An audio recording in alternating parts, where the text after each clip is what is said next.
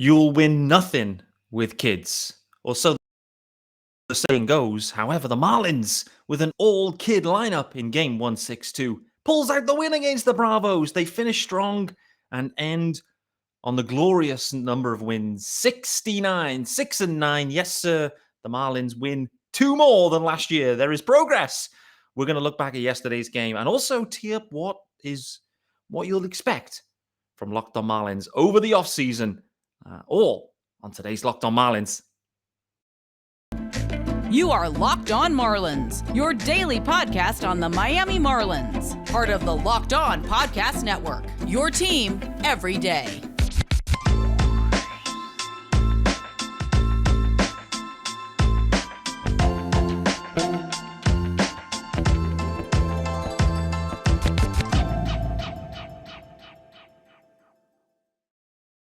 Thanks from England and welcome to Locked On Marlins, your daily Marlins podcast with me, Peter Pratt.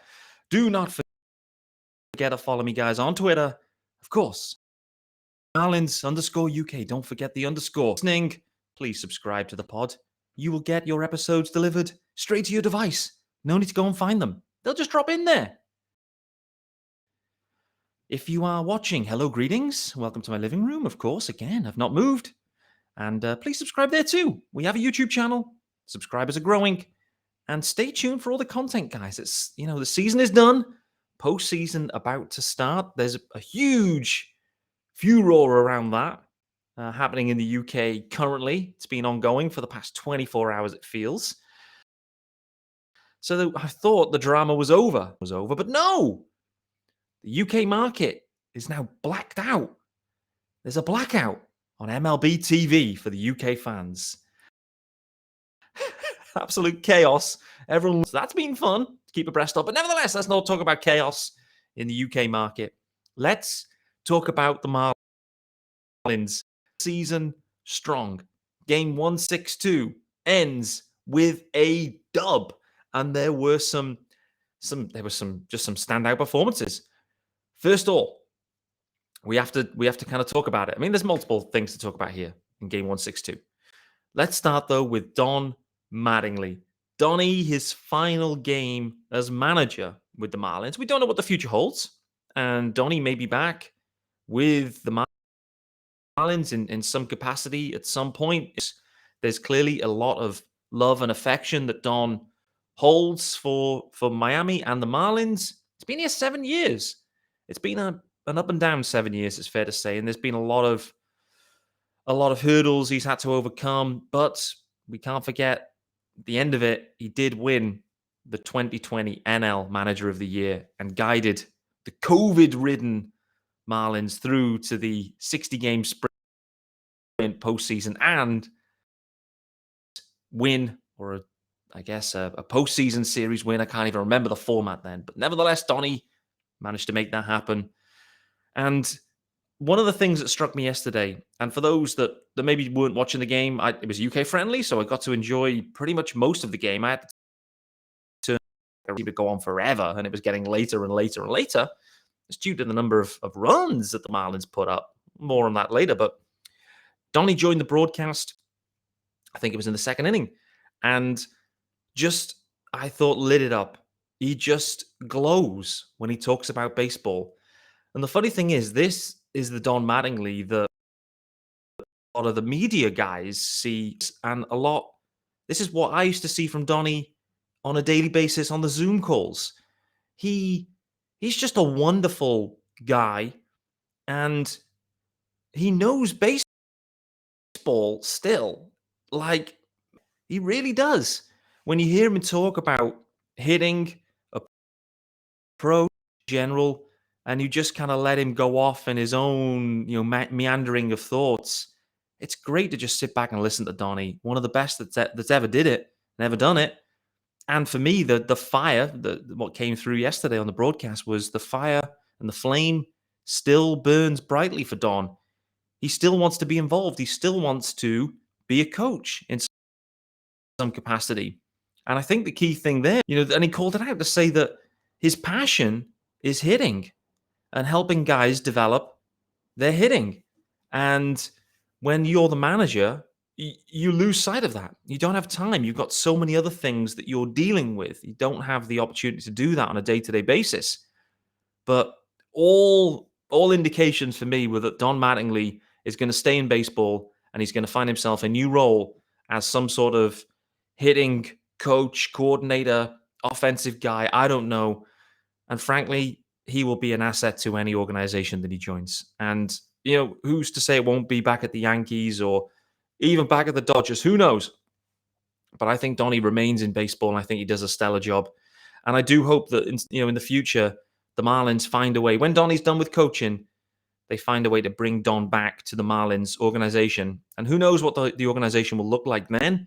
But nevertheless, I think Donnie's mind is right up there. So the Marlins could do a lot worse, and I think any organization that picks him up will do. We'll see plenty of value out of Don Mattingly, no doubt about it. Sad moments that we part with Don. We talked about it a few weeks back. Obviously, I felt like they did it with, which was great to see. There was a few things that the Marlins didn't do with much class in the last week or so, particularly around some of these marketing campaigns. But I thought the way they handled the Don Mattingly situation was great. They kind of got out in front of it, let Donnie work his way through with the guys, say their goodbyes, etc., etc. And I think it worked out perfectly there, really. So to Don, thank you, Don. And I will always remember those wonderful times on Zoom. And Don gave me as much time as anyone else on those calls, would answer any questions. Some of them would be dumb ones, probably from me. But nevertheless, Don with class, and I wish him well. And I think the Marlins fan base, yes, there were some frustrating moments, particularly around lineups and bullpen management. But nevertheless, I think we all wish Don well, and I certainly do. So, guys, we had Jacob Stallings as the manager. Stallings, to me, looked like he knew what he was manager's seat. No doubt we had Pablo Lopez as the pitching coach. And I mean, Pablo fully embraced the role. Boy, oh boy, he had the pens hanging off his jersey. He had the pitch counter in his hand. He was taking it seriously as hell, no doubt. Sandy was supposed to be co-pitching coach. He was sat there in the back laughing with Javi Garcia. Sandy was just waving to the crowd, just loving life, just thinking, hey, I'm Sandy Alcantara. I'm winning the Cy Young this year. I'm too cool for highlighters. I'm just going to sit back, relax, and let Pablito do all of the hard work on this one. We then had Joey Wendell as the bench coach. Co-hitting coaches of Brian Anderson and Avisel Garcia. Like I mentioned, he was sat in the back with Sandy. Just chilling, legs akimbo perhaps. Brian Anderson, the sex god, just cruising around. I guess, guys go opposite field. And listen, from a hitting perspective, let's get into it, guys. The Marlins finish the game 1-6-2, can't even speak, with 13 hits. 13 hits. And yes, they put up double digits on the scoreboard. 12 runs for the Marlins. The Bravos got 9. So it was a bit of a back and forth game. It was a young lineup. It was the AAA lineups, going against Elieser Hernandez getting the start for the Marlins, his first start for some time. Let's not forget, Elieser started the year in the rotation. I'm going to put it out there right now, and we'll get into this as the offseason continues. I'm going to put it out there, though, that there's, in my opinion, there's a chance that Elieser is the 5th starter in 2023. And I know that may fill you with dread, and he'll have to earn the spot. I'm going to call it out. But if Elieser, at times he looked like he was a 5-4 guy and was relatively reliable. Okay, wouldn't go more than 5 innings. And obviously just had a bad year. Got into his head mentally. Trevor Rogers had the same. Trevor worked his way back. And maybe Elieser Hernandez can work his...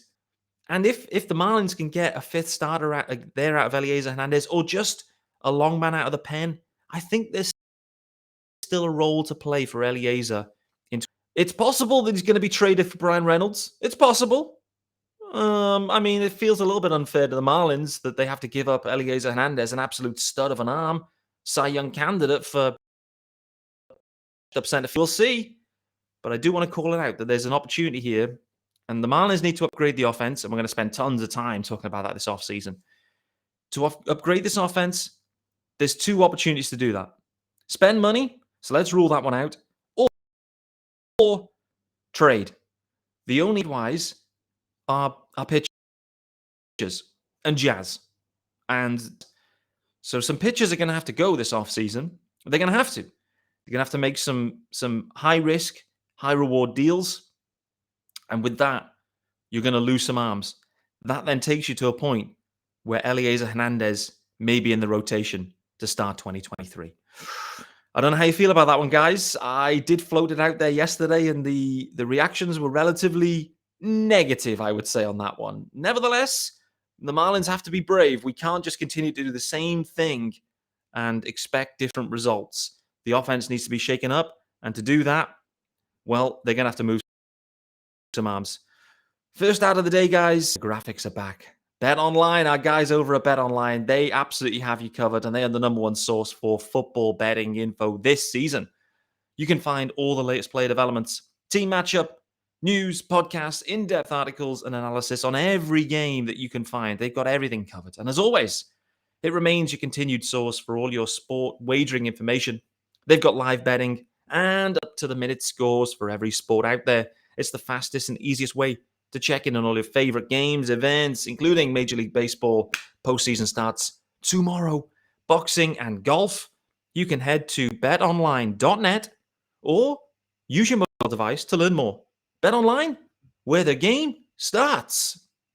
And just to touch on that, by the way, it is postseason baseball starting on Friday. Wow. Straight into it. And it's this new format, 3-game wildcard series.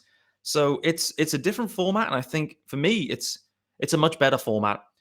The kind of 1-6-2 into a 1-game, lottery situation never sat right for me. More games, more eyeballs, more fun, more everyone's winning, and that's the way it's going. And we've got a bumper Friday, 4 games coming at you like Cleopatra. The Rays and Guardians have got the day game slots, it's fair to say. Rays and Guardians not getting any primetime love. The Phils and Cardinals going after them. The Mariners, Blue Jays, and the Padres, Mets. 4 juicy matchups.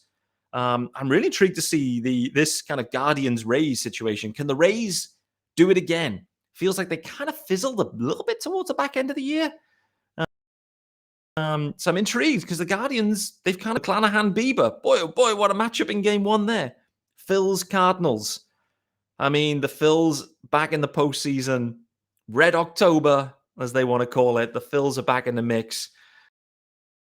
The Marlins social media guys will be absolutely humming on that one. They'll be all over that game, no doubt. The Cardinals, every time I look at the Cardinals as a Marlins fan, I always... And then they just play sound, fundamental baseball, and you kind of end up getting beat 2-1 and going, hey, have the Cardinals done that again? So I'm really intrigued because the Phillies are just kind of boom or bust, and the Cardinals just, solid ball club. Intrigued to see who comes out. Those Blue Jays should be a lot of fun as a series.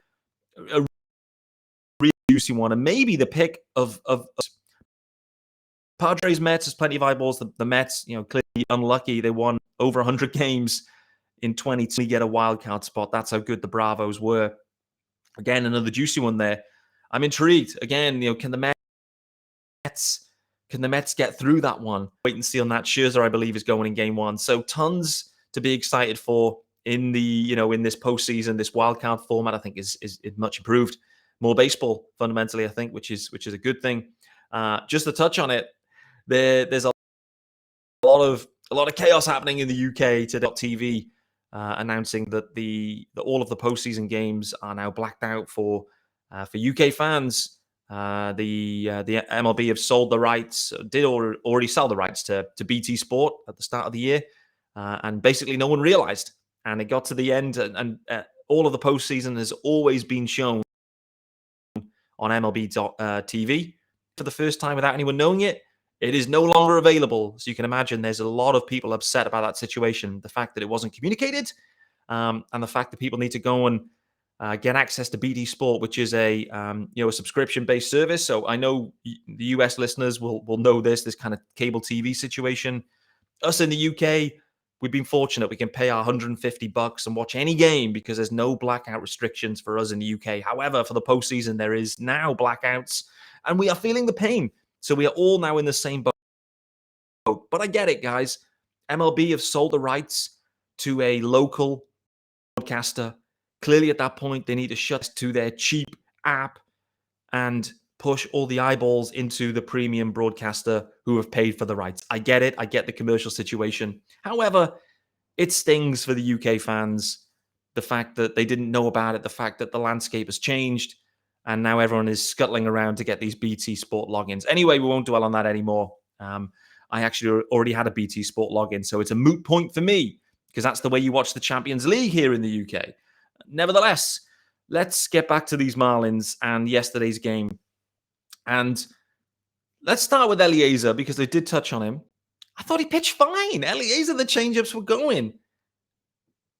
That's enough about Elieser.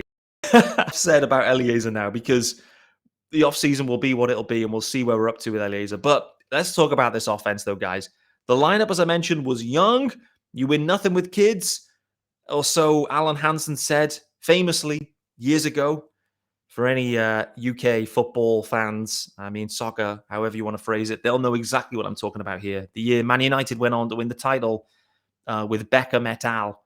And they won it easily with all the young guns. The Marlins yesterday, they didn't quite win it easily. They could have. It felt like they could have won it easily at one point. And then the Marlins bullpen came into play. Nevertheless, they put runs. Some highlight moments in there. Nicky Fortes with a 2-run bomb. That is back-to-back years when Nick Fortes has hit a game 1-6-2 bomb. Call it out, guys. What a find Nick Fortes has been. He's been absolutely sensational this year. The dude absolutely terrible when he's the DH. I don't know why.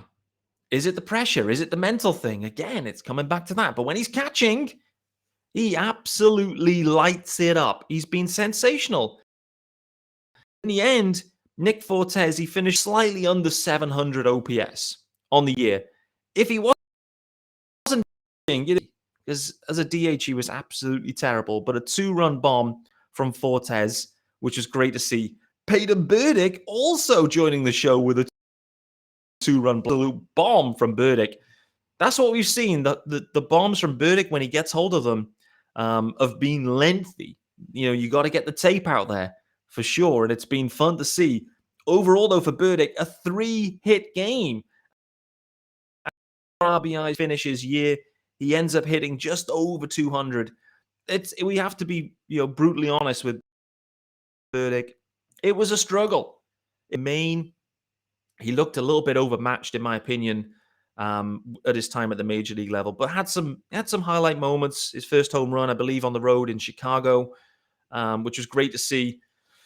Well, I'm intrigued about Peyton Burdick. What does 23 bring for him? It's likely going to start and should start in AAA, and we'll see what the development can bring for him. What can this stint in the major leagues do for him? His confidence. He'll go back to AAA thinking, okay, I can do this. And it's about just working out what were the issues. How do you make those adjustments? The Brian De La Cruz approach. But nevertheless, to finish the year, game 1-6-2 with a bomb, a 2 raise, same for Nicky Fortes.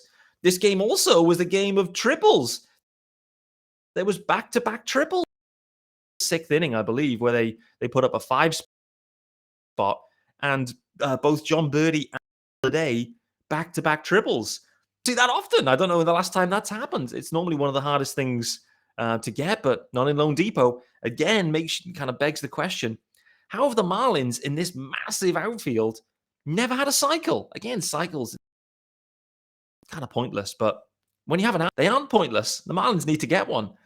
John Birdie, though, yesterday with that triple, and then Bleday also tripling as well, which is enjoyable to see. Overall, up and down the lineup, though, 13 hits, as I mentioned. Burdick, the main dude. Bleday with 2 hits. De La Cruz just keeps hitting. Another 2 hits for De La Cruz. Base, 4th of the year. I mean, we've just got to call out, guys. De La Cruz has been an absolute sensation since coming back up from AAA. Made the adjustments. Also, did you see that? Did you see that on Twitter the other day?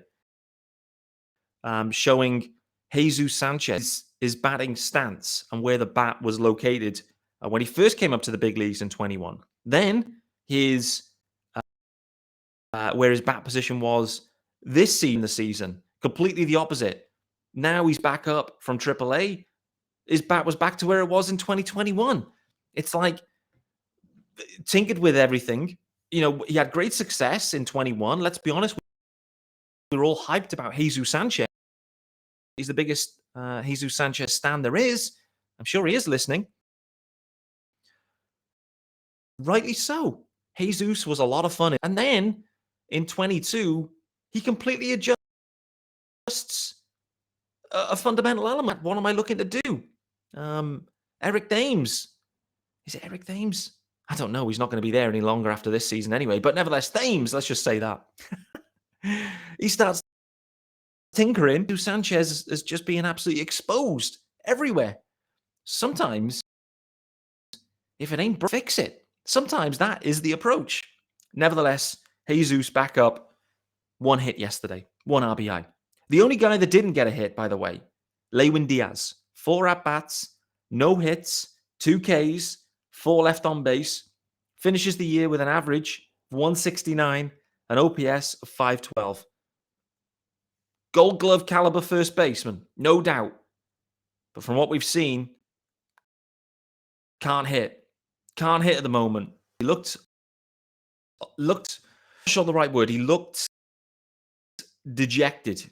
He looked frustrated. He's actually been kind of hitting a little bit better back end of September, but he looked like the kind of guy that sensed his time was maybe over with the Marlins.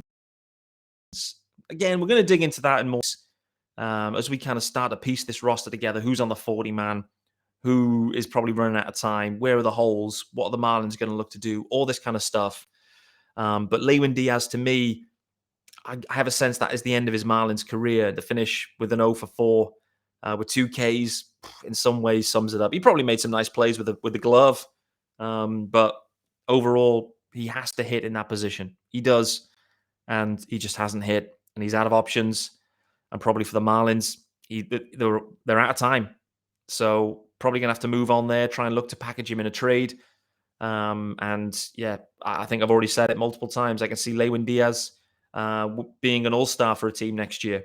Like I sense that a change of scenery could be so good for him. It wouldn't shock me if he is an all-star for the Pirates. I still think that the Marlins get in there and they get Reynolds. And I think it will take a bit more. But I do see the Marlins getting Reynolds this offseason. So guys, Thursday, I'm going to be back tomorrow as Friday, and I'm going to carry on some of these themes from game 162. But also, I wanted to set the scene about what's coming up on Locked On. It's going to be the first Locked On Marlins, and this is unconfirmed.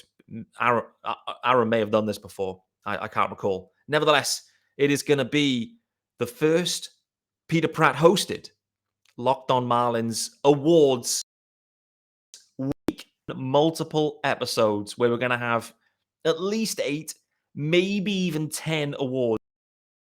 They're all going to, so everyone can get their votes in. You know, the usual thing. Player of the year, most improved, I don't know, best moment, all of these elements, all there. You guys vote on them. We'll panel and we'll dig in and get those, and we'll hand some awards out and some gongs to the Marlins players and the fans and whatever it might be. So just helps us to look back, reflect on a disappointing 2022. As Kim's disappointment, it really has.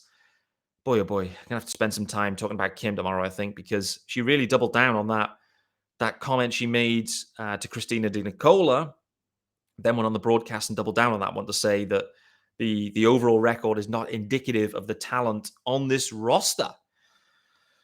And yes, you can say that, but just go and look at the talent on the other teams' rosters that are making the postseason. I'm sorry, but the Marlins are nowhere near that. They aren't. Hitting-wise, they just aren't. So much that needs to be done. You could well say that the offense needs 6 upgrades. 6. Needs 8 upgrades. Maybe 9. And when I say 9, you're keeping Jazz and you're adding 9 other dudes. I don't know. Maybe that's a touch extreme. I think catcher we seem okay. So let's say Jazz, the catching is fine, and the rest could be upgraded. That's how big of a task there is for the Marlins at the moment to get this offense respectable levels. And with the pitching, it only needs to be middle of the road. It doesn't have offense because the starting pitching is that good. Kim's going to have a lot of work to do, starting with the manager, then the staff, then the organizational structure, then starting to get into what type of club, offense, clubhouse, culture, all these type of things you want to start to build and piece together post Don Mattingly. A lot of work to do. There's going to be a lot of work to do covering the team. And I thank you for joining me through 162. They must have at least 180 episodes in 2022. So I thank you. Even if this is your first episode, thanks for listening. If you listen to all of them, even more thanks. But I'll be back right through until December with 5 episodes a week. So stay tuned, keep yourselves subscribed, and also feedback. Let me know. What do you want to cover? Come on the show. If you do, let me know. There is space for you. I would love to talk with you. I want to hear from the fans. I want to get a broad fan approach and perspective as the Marlins embark on just a massive offseason. Back tomorrow, guys. Thanks for listening on Marlins, your first listen of the day. And I'll be back on Friday as the postseason gets rolling. Without the Marlins, unfortunately. But nevertheless, baseball is back on our screens tomorrow. Until then, enjoy the true off day. Back Friday.